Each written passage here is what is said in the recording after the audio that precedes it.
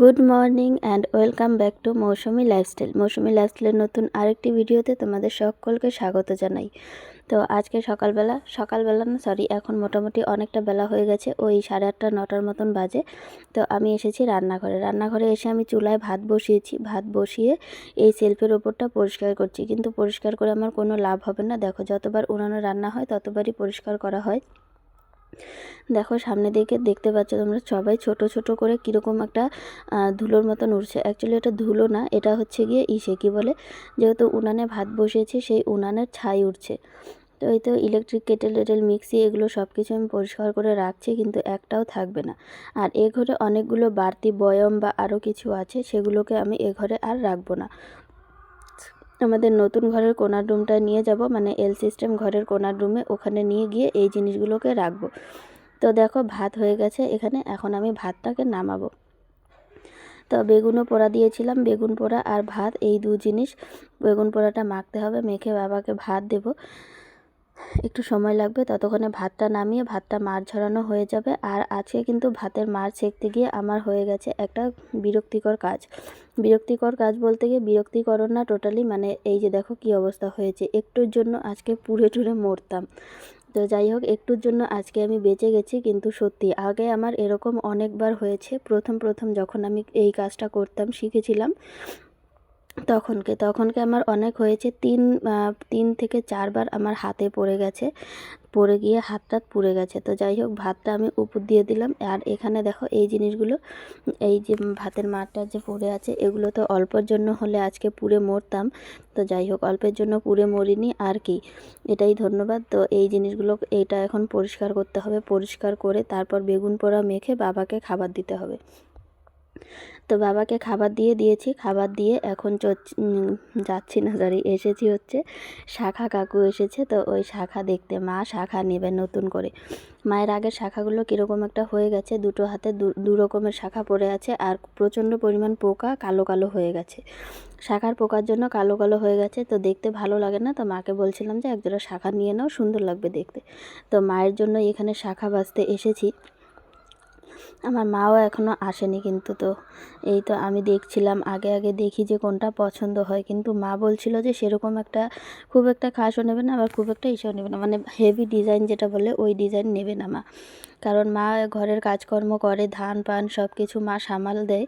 তো প্রচণ্ড পরিমাণ নোংরা টোংরা হয়, সেজন্য মা একটু সিম্পলের মধ্যে নেবে। তো আমি সিম্পলের মধ্যে খুঁজছিলাম, কিন্তু পছন্দ হচ্ছিল না। তো লাস্টে গিয়ে এই যে শাখাটা মা পরছে, এই শাখাটা পছন্দ হয়েছে দুজনেরই। তো দেখো, মা শাখাটা পরছে।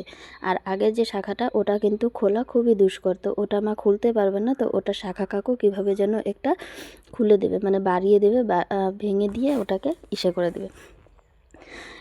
একটা হাতে পরে নিল, এবার দ্বিতীয় হাতে পরবে। তো এই যে দেখো, ওটা কিন্তু খোলা যাবে, খুলে টুলে তারপর মা দু হাতেই শাখা পরেছে। শাখা টাকা পরে তারপর বাড়িতে আসলাম ভাত খেতে। দু হাতে মানে এক জোড়া শাখা পরে নিয়েছি, দারুণ সুন্দর লাগছে মাকে আজকে নতুন শাখা পরে হাতটা। বাড়িতে এসে এই যে ভাত খেতে বসেছি, দেখো পুরো অর্ধেক পুড়ে টুড়ে গিয়ে আলু সেদ্ধ বেগুন পোড়া দিয়ে ভাত খাচ্ছি। আর তারপর ভাত টাত খেয়ে মা এই যে দেখো বন্যার ধান, আর এই যে দেখো মায়ের হাতের শাখাটা কিন্তু দারুণ লাগছে। এগুলো দেখো, ধান থেকে যে পরিমাণ ধুলো উঠছে সেটা তো বলারই মতন না, একদম কি আর বলবো, কিছুই বলার নেই। এগুলো হচ্ছে বন্যা ভাসা ধান। এই যে এতটুকু ধানেই লাস্ট আছে, এইটুকু ধান সেদ্ধ হয়ে গেলেই আমাদের ধান, মানে বন্যা ভাসা ধান শেষ। আর এবছরের মতো ধানও শেষ আমাদের। তো এবছর আর ধান সেদ্ধ হবে না, বাকিটা সবটা চাল কিনে। তো এত বছরে এই প্রথমবার চাল কিনে আমরা ভাত খাবো, প্রথমবারের মতো নিশে। তো যাই হোক, মা ওগুলো নিয়ে গেল, নিয়ে গিয়ে তার ধানটা ধুয়ে ভেজাচ্ছে, তারপর সরিয়ে রাখতে হবে আবার হাঁড়িগুলো কলপাত থেকে। যতটুকু না ধান, তার থেকে 3 গুণ বেশি ধানের চোচা বেরোচ্ছে। কি আর করার, কোনো কিছু করার নেই, সবই প্রকৃতির লীলা। তো যাই হোক, এই সুপারিগুলো আমি পেরেছিলাম গাছ থেকে, সুপারিগুলো পেকে লাল হয়ে পড়ছে, সেই জন্য সহ্য হচ্ছিল না। তো পেরে আমি কেটে এখন শুকাতে দিব, তাহলে সুপারিগুলো শুকানোও হয়ে যাবে, খাওয়াও হবে। লোকজন আসলে সুপারি দেওয়ার মতন সুপারি থাকে না, তো নিজেদেরই গাছ যেহেতু। তো এই পাকা সুপারিগুলো আমি পারলাম আজকে পেরে, তারপর এই তো কাটছি এখন, কেটে কুটে এগুলোকে রোদ্রে দিব এখন। তো আমার কাটাকুটা হয়ে গেছে। মাঝখানে আমি মায়ের ওখানে গিয়েছিলাম একটুখানি হেল্প করতে। তো ওখান থেকে এসে এই যে দেখো, আমি সুপারি মেলছি এখন। তো এই সুপারি মিলতে অনেকটা সময় লাগবে, অনেকগুলোই সুপারি। তো একটা গাছ থেকে আমি পেরেছি, আরেকটা গাছ থেকে পাড়তে যাচ্ছিলাম, কিন্তু ওটা আধা কাটা হয়ে আছে। ওটাকে কালকে সকালবেলা দেখি পারবো, পারার ইচ্ছা আছে। আর কিছু এখন আর হবে না, মানে কোটা খুলে গেছে, সেই জন্য আর হচ্ছে না। তো এটাকে আমি কালকে সকালবেলা ঠিক পারবো, পেরে তারপর ওই বাকিটাকেও রোদ্রে দেবো। তো সুপারি টুপারি রোদ্রে দেওয়া হয়ে গেছে, আমি আসলাম এখানে রান্না বসাতে। রান্না বসানোর আগে এই যে কয়েকটা জিনিস আছে এখানে নিচে খুব গড়াগড়ি খাচ্ছে, এগুলোকে একটুখানি উপরে তুলে রাখি। এই যেমন হলুদের কৌটো, চিনির কৌটো, এগুলো। আর গ্যাসের উপরে এখানে বাটিটার মধ্যে হচ্ছে চিড়া ঢাকা আছে, এগুলো সকালে মা নিয়েছিল কিন্তু খায়নি, রেখে দিয়েছে। আর এই তো কড়াই বসিয়ে দিলাম, আজকে লাউয়ের তরকারিটা আমি রান্না করব বলে। এই হচ্ছে লাউ, কিন্তু লাউটা আমি চুলায় দিয়েও মানে উনানে দিয়েও লাউটাকে নামিয়ে আরও একবার ধুয়ে দিয়েছি, যেহেতু অনেকক্ষণ আগে লাউটা কেটে রেখেছিলাম। কীরকম যেন একটা কালশিটে কালার এসেছে, তো এটাকে জল দিয়ে আবার ধুয়ে পরিষ্কার করে তারপর দিয়েছি। দেখো এখানে কিন্তু লাউ আমার হয়ে গেছে সেদ্ধ, আর হলুদ টলুদ দিয়ে আমি পুরো ঠিক করে নিয়েছি। তারপর হচ্ছে গিয়ে মশলাও আমি বেটে নিয়েছি, এখন লাউয়ের তরকারিতে ফোড়ন দিব। কিন্তু মায়ের এখানে সাথে কথা বলতে বলতে হলুদ দিতে গিয়ে হলুদটা অনেকটাই বেশি হয়ে গেছে, তো লাউয়ের এক্সট্রা যে জল আছে সেই জলটাকে আমি তুলে এখন কমিয়ে দিলাম, তাহলে হলুদটাও কমে গেল। তো যাই হোক, এই তো লাউ তরকারিতে ফোড়ন দেওয়া হয়ে গেছে। আর এই হচ্ছে গিয়ে মাছ, যাই হোক মাছ দিয়ে ভেজে টেজে তারপর আমি লাউটা দিয়ে দেবো, তাহলে কিন্তু লাউয়ের তরকারি হয়ে যাবে। আর এই তরকারিটা আজকে আমি শেষ পর্যন্ত করতে পারবো না, এই হচ্ছে দুঃখ, কারণ বৌদি এসে ডেকে নিয়ে গেছিলো বৌদির পার্সেল আসবে বলে। তো লাউটাও দিয়ে সমস্ত কিছু দিয়ে আমি ফোড়ন দিয়ে যাচ্ছি। এই হচ্ছে দ্বিতীয়বারের মতন আজকে আমি লাউ রান্না করছি। প্রথমে একবার করেছিলাম, সেবার লাউটা ভালো করে রান্না হয়নি, মানে আমি করতে পারিনি প্রথমবার, সেটাও আজকে না, অনেক বছর আগেকার কথা। সেইটা রান্না করেছিলাম, তো তখন ভালো হয়নি। তো যাই হোক, লাউটা অতটুকু দিয়ে আমি গেছিলাম এই যে বৌদির সঙ্গে পার্সেল আনতে বৌদির। তো এই যে দেখো বৌদির কুর্তিটা চলে এসেছে, কুর্তি বলতে 2 পিস এনেছে বৌদি। আমি বলেছিলাম যে টাকা দিয়ে তুমি 2 পিসটা আনলে 3 পিস আনতে পারতে সুন্দর, সেই তো তুমি ওড়না দিয়েই পরবে, কিন্তু আমার কথা কে শোনে, বললো যে ওড়না দিয়েই পরবো, কিন্তু এটার সুন্দরটা আলাদা। তো যাই হোক, সুন্দরটা সত্যিই আলাদা, ড্রেসটাও সুন্দর হয়েছে। মিশো থেকে এনেছে, কিন্তু কাপড়টা খুব একটা ভালো হয়নি। মিশোর অর্ডার এখন আমার করতে ইচ্ছা করে না, এই একটাই কারণে, মিশো থেকে কাপড় ভালো আসে না, এখন একদমই ভালো আসে না, প্রচণ্ড পরিমাণ বাজে কাপড় আসে মিশো থেকে। এই জিনিসটা আমার কয়েকবারই হয়েছে, মিশো থেকে আনার পর এরকম হয়েছে, কিন্তু আমি কোনো ব্যাড রিভিউ দিইনি, কোনো কিছুই করিনি। যাই হোক, যেরকম ছিল সেরকমই। আমার শুধু একার না, নিজেদের মায়ের জন্য একটা শাড়ি আনিয়েছিলাম, সেটাও ভালো হয়নি। তো কিছুই করার নেই, মিশো থেকে এরকম বাজে কাপড় চোপড় আসে থেকে এখন আমি মিশোতে একদমই অর্ডার করি না, একদমই ভালো লাগে না। অনেক দিন হয়ে গেল আমি মিশোতে অর্ডার করি না, দোকান থেকে গিয়ে কিনে আনি, আর যেটা পছন্দ হয় সেটা ফ্লিপকার্ট থেকে অর্ডার করি। তো মিশোর এই বাজে জিনিসপত্র দেখে আমার একদম মিশো থেকে রুচি উঠে গেছে, আর কি করব, কিছু করার নেই।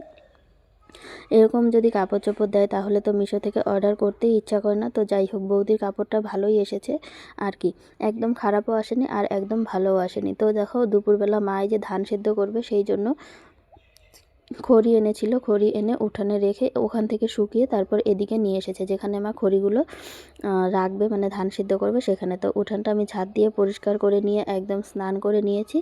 এখন ফুল তুলে যাব হচ্ছে ঠাকুর পূজা দিতে। এই হচ্ছে আমাদের ফুল গাছ, যেটাতে কয়েকটা পরিমাণ ফুল ফুটেছে আজকে তবুও ভালোই ফুল ফুটেছে, অন্য দিনের তুলনায় একদম খারাপও ফোটেনি, আবার খুব একটা ভালোও ফোটেনি।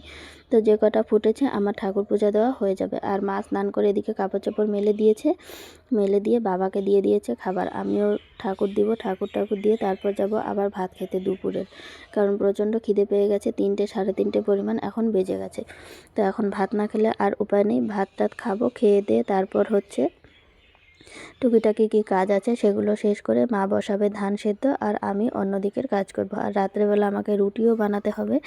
তো যাই হোক, এই তো ঠাকুর পূজাও দেওয়া হয়ে গেছে আমার, এই এসেছি ভাত খেতে। আর এই হচ্ছে বেগুন ভাজি, যেটা আমার খুবই প্রিয়, বেগুন ভাজা। আমাদের তো খাওয়াই হয় না এখন বেগুন, একমাত্র দাদার জন্য, দাদার প্রচণ্ড পরিমাণ অ্যালার্জি, সেজন্য বেগুন আনাই হয় না বাড়িতে। এখন আবার মায়েরও দেখি বেগুন খেলে প্রবলেম হয়ে যায়, আমারও একটু একটু হয়। তো যাই হোক, আর কি আনা হয় না। তো বাবা কালকে বেগুন নিয়ে এসেছিলো, আজকে বেগুনের ভাজি হচ্ছে, বেগুন ভাজি। তারপর হচ্ছে কি বলে লাউয়ের তরকারি, আর হচ্ছে লাফা শাক মা রান্না করেছে। তো এই 2 দিয়ে হচ্ছে খাওয়া। এখন খাওয়া দাওয়া শেষ করি। আর এই দেখো আমি যে লাউয়ের তরকারিটা রান্না করেছি, আর শেষেরটা কিন্তু মাই নামিয়েছে, আসল কৃতিত্বটা মায়েরই, মানে মা সবটাই বলে বলে দিয়েছে আর আমি রান্না করেছি। আমি যেহেতু প্রথমবার লাউ রান্না করে ঝুলিয়ে দিয়েছিলাম, সেই জন্য এই দ্বিতীয়বার রান্না করার পর ভালোই হয়েছে, লাউটা একবারে খারাপ হয়নি। আমি গরম গরমই একটুখানি টেস্ট করে দেখেছিলাম। আর এখানে কেন যেন উল্টো দেখা যাচ্ছে আমি নিজেই বুঝতে পারছি না, এটা কিন্তু সোজা দেখা যাওয়ারই কথা ভিডিওতে, কেন যে এরকম উল্টো দেখা যাচ্ছে, মনে হচ্ছে বাঁ হাত দিয়ে আমি ভাত খাচ্ছি, মা বাঁ হাত দিয়ে খাবার দিচ্ছে। এটা কিন্তু প্রথমবার হলো, সেই জন্য আমার একটু কীরকম কীরকম লাগছে। তো যাই হোক, খাওয়া দাওয়াটা আগে করে নিয়ে তারপর আবার শশা আনতে যাব আজকে মা আর আমি। আমাদের বাড়ির পাশেই একজন দাদা করেছে শশার জমি, তো ওদের ওখান থেকে গিয়ে শশা আনবো। তো আগে খাওয়া দাওয়াটা করি। এখানে মাকে বলছিলাম ভালোই হয়েছে রান্নাগুলো। তো এই তো দেখো, দুই ধারে ভুট্টার জমি, মাঝখানে বাঁধ, তারপর আর এই যে মাকে ডাকছিলাম আসার জন্য, কিন্তু মা এই যে আসতে চায় না। মা বলছিল কীরকম কীরকম একটা দেখা যায়, আমি বলছি আসো, ভালোই দেখা যায়। তো আমাকে দেখে মনে হচ্ছে আমি মোটাই হয়ে গেছি ভালোই। তো যাই হোক, শশার জমিতে প্রায় চলেই এসেছি, এখন যাব, গিয়ে কতগুলো শশা নেব, নিয়ে তারপর বাড়ি চলে যাব। আর কি, আর তো কিছুই করার নেই। এই তো দেখো জমিতে চলে এসেছি শশার, আর এই হচ্ছে শশার জমির চাষ। তো আজকের ভিডিওটা তোমাদের সবার কাছে কীরকম লেগেছে অবশ্যই কমেন্টে জানিও, আর ভিডিওটি ভালো লাগলে লাইক কমেন্ট শেয়ার করে দিও, আর অবশ্যই চ্যানেলটা সাবস্ক্রাইব করে সবাই পাশে থেকো। তো দেখা হবে কালকের ভিডিওতে, টাটা।